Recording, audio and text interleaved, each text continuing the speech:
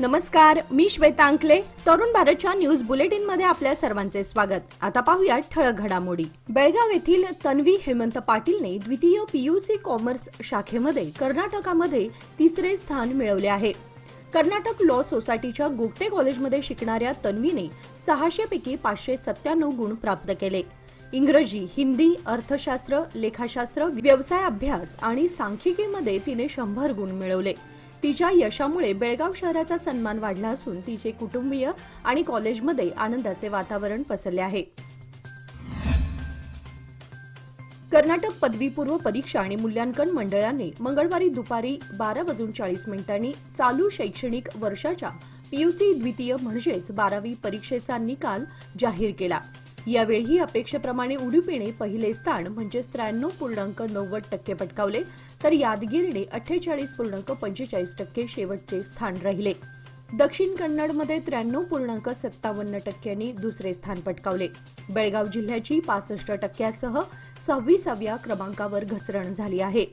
शिक्षण मंत्री मधु बंगारप्पा यांनी पत्रकार परिषद घेऊन निकाल जाहीर केला. 1 ते 20 मार्च दरम्यान राज्यभरातील 1771 परीक्षा केंद्रांवर झालेल्या 12वी परीक्षेला एकूण 7 लाखांहून अधिक विद्यार्थ्यांनी हजेरी लावली. परीक्षेच्या दुसऱ्या दिवसापासून राज्यभरातील 76 केंद्रांवर 25,000हून अधिक मूल्यांकनकर्त्यांनी उत्तरपत्रिकांचे मूल्यांकन केले. मूल्यांकन 3 एप्रिलपर्यंत पूर्ण झाले. आता निकालांचे संगणकीकरण पूर्ण झाले आहे. निकाल जाहीर करण्यात आले आहेत. बेळ्ळारीची रहिवासी असलेल्या संजनाबाईने कला विभागात राज्यात पहिला क्रमांक पटकावला आहे. संजनाला 600 पैकी 597 गुण मिळाले. बेळगाव जिल्हा 65.37% निकाल मिळवून 26व्या स्थानावर घसरला आहे. पांगुळ गल्लीतील अश्वत्थामा मंदिरावर पुन्हा एकदा दगडफेकीचा प्रकार घडलाय. यापूर्वी दगडफेक करणाऱ्या यासीर नावाच्या तरुणानेच काल रात्री पुन्हा मंदिरावर दगडफेक केली. स्थानिकांनी त्याला रंगेहात पकडून चांगला चोप दिला व पोलिसांच्या स्वाधीन केले. यामुळे परिसरात तणावाचं वातावरण निर्माण झालं. पोलिसांनी वेळीच हस्तक्षेप करत परिस्थिती नियंत्रणात आणली. डीसीपी रोहन जगदीश यांनी तात्काळ घटनास्थळी भेट दिली असून मंदिर परिसरात पोलीस बंदोबस्त वाढवण्यात आलाय. आरोपी यासीर मानसिक आजारी असल्याची माहिती मिळाली आहे. मात्र अशा प्रकारांना वेळीच रोखण्याची गरज असल्याचं नागरिकांनी सांगितलं. सौंदत्ती येथील श्री रेणुका देवीच्या चैत्र पौर्णिमा यात्रेसाठी यंदाही भाविकांची मोठी गर्दी झाली आहे. विशेषतः खानापूर तालुक्यातील भाविक मोठ्या संख्येने यात्रेत सहभागी झाले आहेत. कर्नाटक, महाराष्ट्र, गोवा, आंध्र प्रदेश आदी राज्यातील लाखो भाविक दरवर्षी रेणुका देवीच्या दर्शनासाठी येतात. कोल्हापूर, सांगली, बेळगाव, निपाणी, सातारा, चंदगड सारख्या भागातून डिसेंबर ते फेब्रुवारी दरम्यान यात्रा गाठली जाते. मात्र चैत्र पौर्णिमेला खास करून खानापूर व हलियाळ परिसरातील भाविकांची संख्या लक्षणीय असते. ही श्रद्धा आणि गर्दी कायम असल्याचं चित्र सौंदत्ती डोंगरावर पाहायला मिळत आहे. टिळकवाडी येथील दुसरे रेल्वे गेट उड्डाणपुलाचे काम सुरू होणार असल्याने तेथील वाहतूक वळवण्यासाठी पहिले रेल्वे गेट येथील बॅरिकेड्स तात्पुरत्या स्वरूपात शनिवारी हटवण्यात आले होते. मात्र आज मंगळवारी ते बॅरिकेड्स पुन्हा बसवण्यात आले आहेत. त्यामुळे नागरिकातून संतापाची लाट पसरली आहे. 2019 पासून बॅरिकेड्स हटवण्यासाठी अनेक मार्गांनी आंदोलन करण्यात आले होते, परंतु यश आले नव्हते. अखेर प्रशासनालाच वाहतूक कोंडी सोडवण्यासाठी तात्पुरत्या स्वरूपात बॅरिकेड्स हटवावे लागले होते. त्यामुळे येथील रहिवासी समाधान व्यक्त करत असताना आता पोलीस प्रशासनाने ते बॅरिकेड्स पुन्हा लावण्यात आले आहे.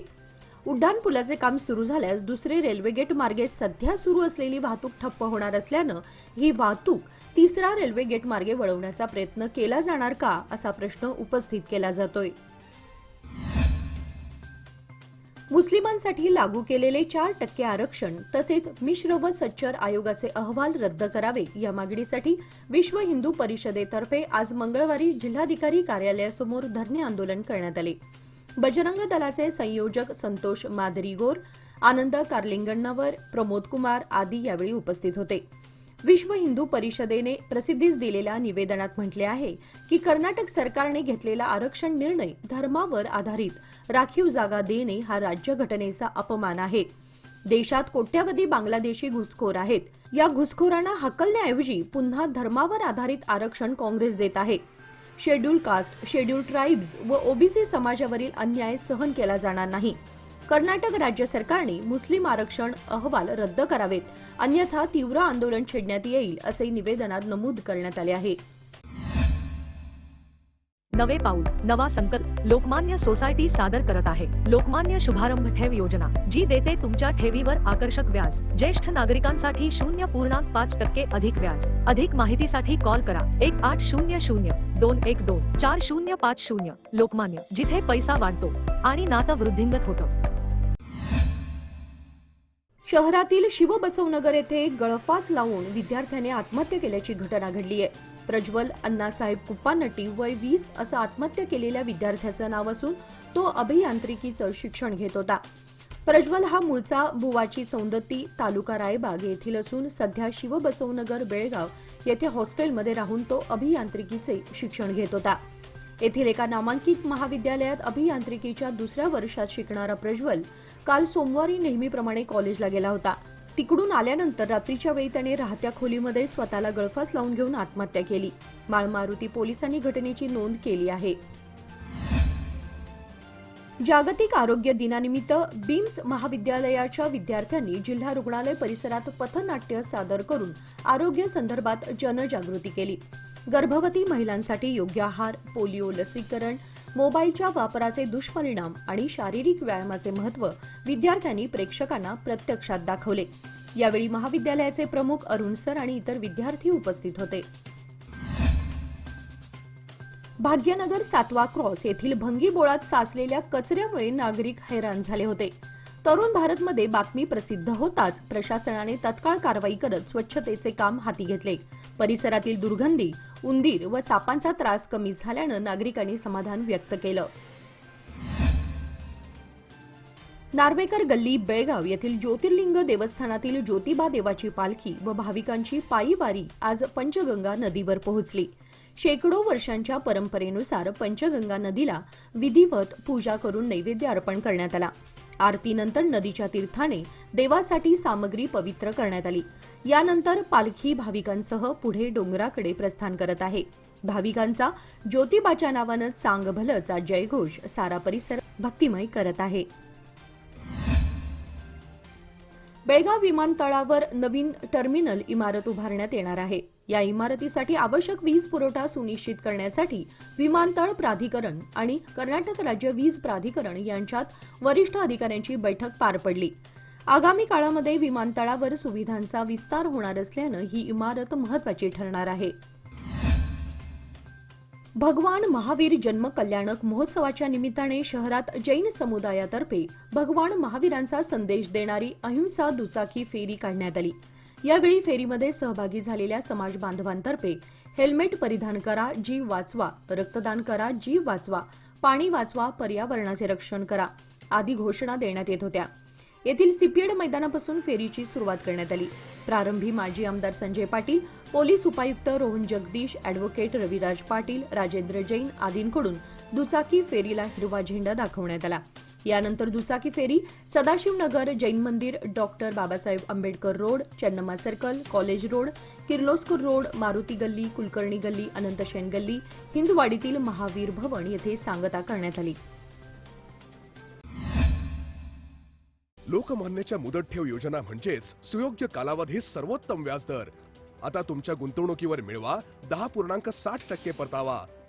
अधिक माहितीसाठी आजच संपर्क करा 1800-212-4050. लोकमान्य, प्रत्येक पावलावर तुमच्या सोबत. योजना फक्त सभासदांकरिता. नियम व अटी लागू.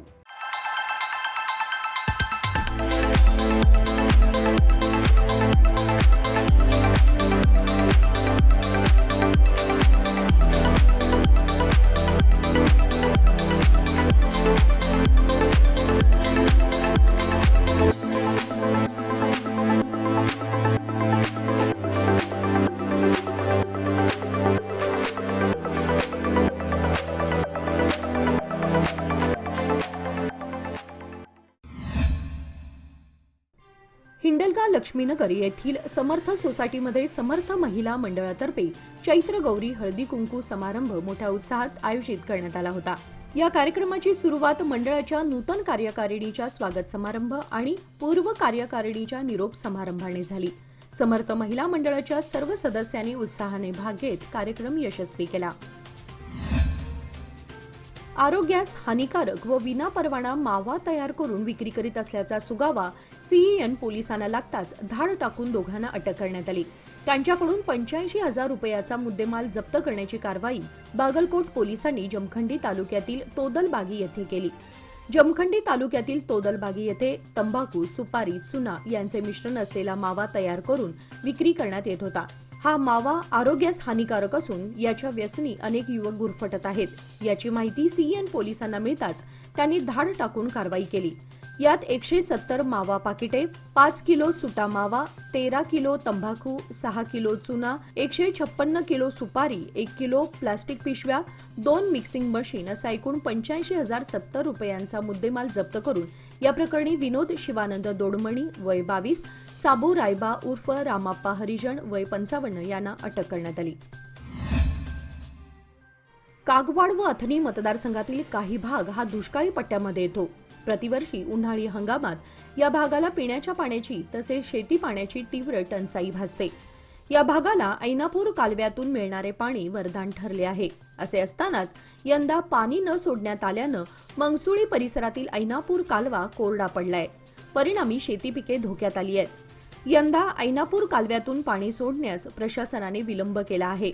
कालव्याला पाणी सोडल्यास कालव्यानजीकच्या विहिरी व कूपनलिकांच्या पाणी पातळीमध्ये वाढ होताना शेतकऱ्यांना सोयीचं ठरतं. मात्र यंदा पाणी सोडण्यात आलेलं नाही. 7 एप्रिलपासून खंडोबा यात्रा भरली आहे. या काळात भाविकांची मोठी गर्दी असते. तसेच जनावरांचे प्रदर्शनही भरवले जाते. वाढती महागाई, 18 आमदारांवर करण्यात आलेल्या निलंबनाची कारवाई या विरोधात भाजपने राज्यव्यापी आंदोलन छेडलं आहे. यमकनमर्डीतही भाजपचे नेते व कार्यकर्ते यांनी राज्य सरकार विरुद्ध आंदोलन छेडताना निषेध व्यक्त केला. यमकनमर्डी बस स्थानकापासून आंदोलनाला सुरुवात करण्यात आली. गावातील प्रमुख मार्गावरून जोरदार घोषणा देत मोर्चा तहसीलदार कार्यालयात येऊन डीबी मठपती यांना निवेदन दिले. महागाईमुळे सर्वसामान्य जनता त्रासली आहे. दुधाचे दर वाढवण्यात आले असून वीज, बस प्रवास दरही वाढवण्यात आले आहेत. याशिवाय इंधन दरवाढ, स्टॅम्प ड्युटी व मद्य दरातही वाढ झाली आहे. राज्यातील सिद्धरामय्या सरकार पूर्णपणे अपयशी ठरले आहे, असे यावेळी प्रदेश सरचिटणीस बसवराज हुंद्री यांनी सांगितले. याप्रसंगी नेते रवींद्र हंजी, भाजप उत्तर मंडल अध्यक्ष श्रीशैल यमकनमर्डी, दक्षिण मंडळ अध्यक्ष अप्पय्या जाजरी, भाजप चिकोडी जिल्हा उपाध्यक्ष महावीर नाशिपुडी या मान्यवरांसह भाजप कार्यकर्ते उपस्थित होते. काल सोमवार दिनांक 7 एप्रिल रोजी सायंकाळी 7 वाजता झालेल्या वादळी पावसामुळे भोस गल्ली, शहापूर, बेळगाव येथील राघवेंद्र मंजुनाथ शेठ यांच्या घरामागील फणसाचे झाड घरावर कोसळले आहे. यामुळे घराचे छप्पर आणि भिंतीचे लाखो रुपयांचे नुकसान झाले आहे. गेल्या 4-5 दिवसांपासून होत असलेल्या पावसामुळे सर्वत्र झाडांची पडझड होत असून नागरिकांनी याची काळजी घेणं आवश्यक बनलं आहे. याचबरोबर आजचे बातमीपत्र इथे संपले. अधिक माहिती आणि ताज्या घडामोडींसाठी पाहत रहा तरुण भारत न्यूज चॅनल. तसेच आमच्या चॅनलला लाईक, शेअर आणि सबस्क्राईब करायला विसरू नका. आणि विश्वासार्ह बातम्यांसाठी दररोज वाचा दैनिक तरुण भारत. धन्यवाद.